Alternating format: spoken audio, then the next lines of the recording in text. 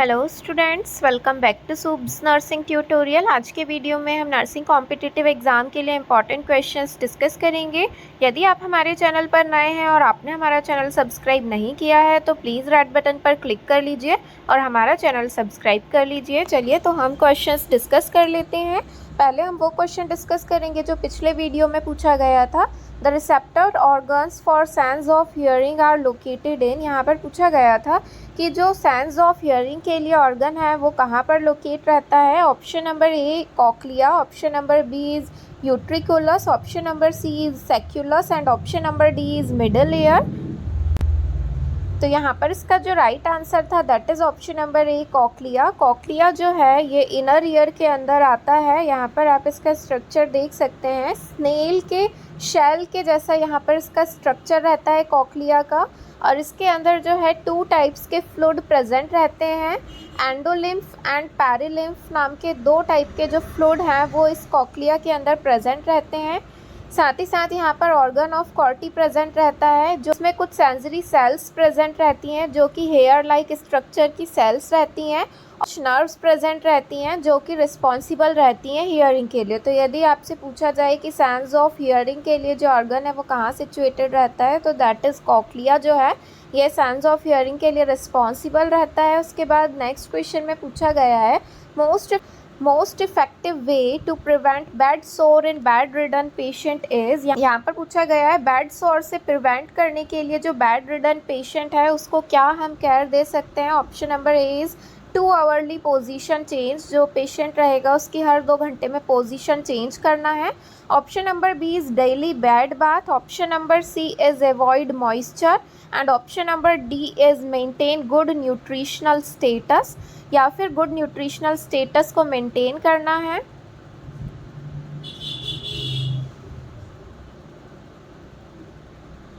यहाँ पर इसका जो राइट आंसर है that is option number A 2 hourly position change, जो पेशेंट है उसकी हर 2 घंटे में पोजीशन को चेंज करना है। उसके बाद नेक्स्ट क्वेश्चन में पूछा गया है what is the incubation period of tetanus. Tetanus का क्या इंक्यूबेशन पीरियड है। Option number A is 5 days, option number B is 10 days, option number C is 20 days and option number D is 25 days.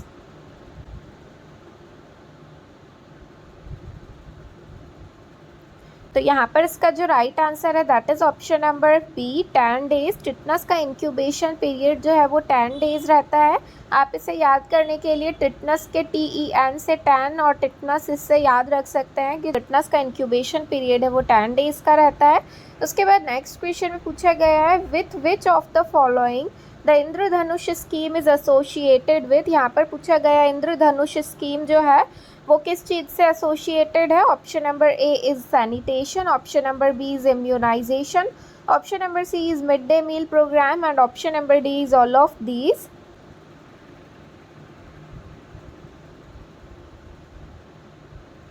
तो यहाँ पर इसका जो right answer है that is option number B immunisation. Indradhanush scheme जो है यह इम्यूनाइजेशन से एसोसिएटेड है। उसके बाद नेक्स्ट क्वेश्चन में पूछा गया है question used for most of the gynaecological procedure is. Gynaecological procedures करते टाइम हम कौन सी पोजीशन जो है पेशेंट को देते हैं। Option number A is lithotomy position, option number B is supine position, option number C is prone position and option number D is Sims position.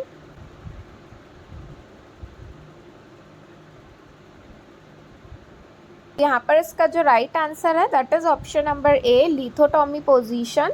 Gynaecological procedures करते time lithotomy position दी जाती है। उसके बाद next question में दिया गया है Which drug should be used for rinsing the syringe before taking blood sample for ABG analysis। यहाँ पर पूछा गया है यदि हम ABG एनालिसिस कर रहे हैं, आर्टेरियल ब्लड गैस एनालिसिस हमें करना है, तो उसके लिए जब हम सैंपल लेते हैं, ब्लड सैंपल लेते हैं और सिरिंज को जिस सॉल्यूशन से जिस ड्रग के द्वारा रिंस किया जाता है उसे क्या कहा जाता है। Option number A is adrenaline, option number B is dobutamine, option number C is dopamine and option number D is heparin.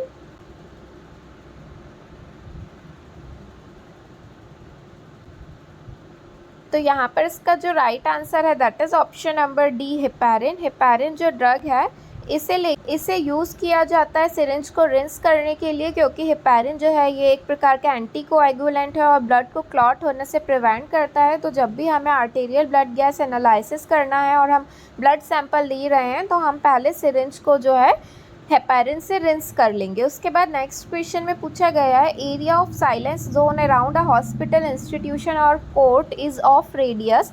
यहाँ पर पूछा गया है कि यदि किसी भी हॉस्पिटल इंस्टीट्यूशन या कोर्ट का जो साइलेंस जोन रहता है उसका एरिया कितना रहना चाहिए। Option number A is 100 metres, option number B is 200 metres, option number C is 150 metres and option number D is 250 metres.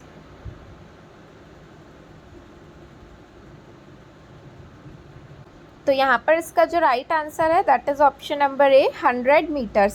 Silence zone का जो एरिया है वो 100 मीटर रहना चाहिए। उसके बाद नेक्स्ट क्वेश्चन में पूछा गया है rigor mortis is the sign after death it occurs due to. यहाँ पर पूछा गया है राइगर मॉर्टिस का जो साइन है जो कि डेथ के बाद देखने को मिलता है वो किसकी वजह से होता है। Option number A is gradual decrease into the body temperature, शरीर का तापमान धीरे धीरे कम होने के वजह से। Option number B is blood circulation has ceased, blood circulation जो है वो स्टॉप हो जाता है उसकी वजह से। Option number C is stiffening of body, जो शरीर है जो बॉडी है वो कड़क हो जाने की वजह से। And option number D is hydrolysis of tissues, जो टिश्यूज़ हैं उनका हाइड्रोलाइसिस होने की वजह से।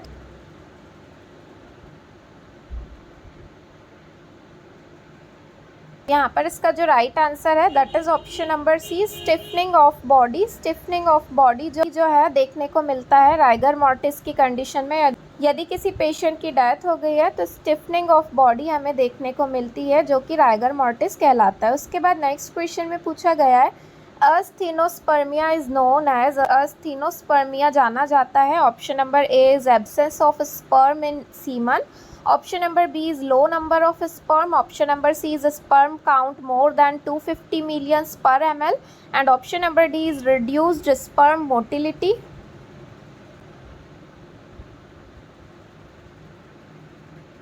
तो यहाँ पर इसका जो राइट आंसर है that is option number D reduce sperm motility. Sperm motility reduce होने को अस्थेनोस्पर्मिया कहा जाता है। उसके बाद नेक्स्ट क्वेश्चन में पूछा गया है water that is good enough to drink. यहाँ पर पूछा ऐसा वाटर जो कि ड्रिंकिंग के लिए अच्छा है उसे क्या कहा जाता है। Option number A is portable water, option number B is ground water, option number C is surface water and option number D is artesian water.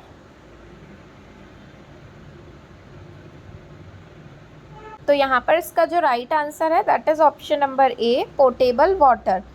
Portable water को ही ड्रिंकिंग वाटर भी कहा जाता है। जो वाटर हम ड्रिंक करते हैं जिसके द्वारा खाना बनाते हैं, जो वाटर को ड्रिंक किया जाता है उस वाटर को पोर्टेबल वाटर और ड्रिंकिंग वाटर कहा जाता है। उसके बाद नेक्स्ट क्वेश्चन में पूछा गया है which is not a type of open wound, इनमें से कौन सा जो है ओपन वुंड का टाइप नहीं है। Option number A is laceration, option number B is abrasion, option number C is stab wound and option number D is contusion.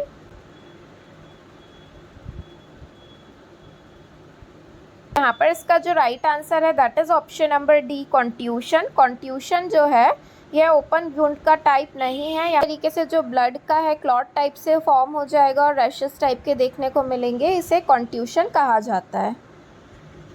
फिर उसके बाद नेक्स्ट क्वेश्चन में पूछा गया structural and functional unit between developing embryo और maternal body is.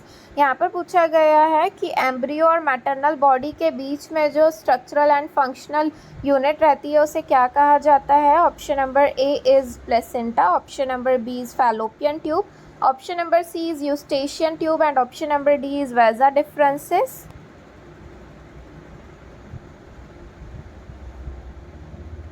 तो यहाँ पर इसका जो राइट आंसर है that is option number A placenta जो है यह स्ट्रक्चरल एंड फंक्शनल यूनिट है एम्ब्रियो और मैटरनल बॉडी के लिए। उसके बाद नेक्स्ट क्वेश्चन में पूछा गया है small bump in the eyelid caused by blockage of a टिनी oil gland is.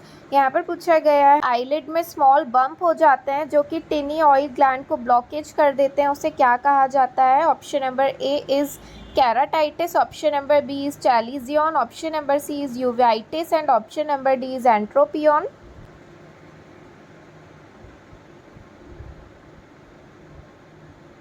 तो यहाँ पर इसका जो राइट आंसर है that is option number B, chalazion. Image में देख सकते हैं इस तरीके से जो आईलिड्स है यहाँ पर स्मॉल बम्प का फॉर्मेशन हो जाता है जिसे चैल्जियन कहा जाता है। उसके बाद नेक्स्ट क्वेश्चन में पूछा गया है neuroleptic drugs are the drugs of choice to relieve. यहाँ पर पूछा गया है न्यूरोलेप्टिक ड्रग जो होती हैं वो किस चीज़ को रिलीव के लिए दी जाती है। ऑप्शन नंबर ए साइकोसिस, option number B is depression, option number C is excessive activity and option number D is narcotic withdrawal.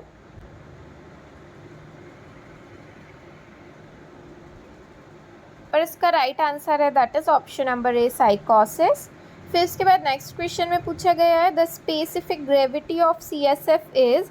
Cerebrospinal fluid की स्पेसिफिक ग्रेविटी कितनी रहती है। Option number A is 1.001, option number B is 1.009, option number C is 1.005 and option number D is 0.98। तो यहाँ पर इसका जो right answer है that is option number C 1.005 जो है स्पेसिफिक ग्रेविटी है CSF की। उसके बाद नेक्स्ट क्वेश्चन में पूछा गया है the client is unconscious and require total care prior to providing oral care, the nurse should assess for which of the following. यहाँ पर पूछा गया यदि एक अनकॉन्शियस पेशेंट है और उसे हमें ओरल केयर देना है तो हम किस चीज़ को असेस करेंगे, कौन से साइन को हमें यहाँ पर पहले असेस कर लेना है ओरल केयर देने के पहले। Option number A is presence of pain, pain को चेक करेंगे। Option number B is condition of skin, skin की कंडीशन को चेक करना है। Option number C is gag reflux, gag reflux check करना है। And option number D is range of motion, या फिर रेंज ऑफ मोशन को असेस करेंगे।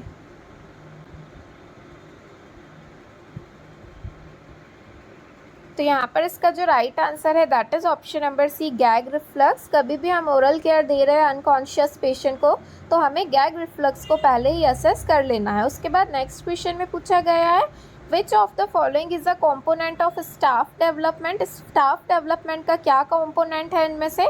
Option number A is review of records, option number B is continuing education, option number C is follow up problem and option number D is criteria for follow up care.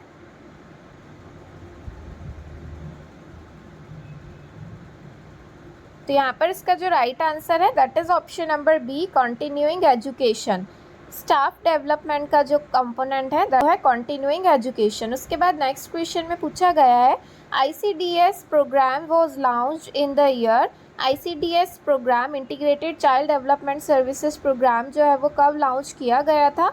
Option number A is 1970, option number B is 1975, option number C is 1992 and option number D is 1995। तो यहाँ पर इसका जो right answer है वो आप हमें comment box में कमेंट करके बताइएगा। वीडियो पसंद आया हो तो प्लीज़ वीडियो को लाइक कर दीजिए, अपने फ्रेंड्स के साथ शेयर कीजिए और यदि आपने हमारा चैनल सब्सक्राइब नहीं किया है तो प्लीज़ चैनल को सब्सक्राइब कर लीजिए। Thank you.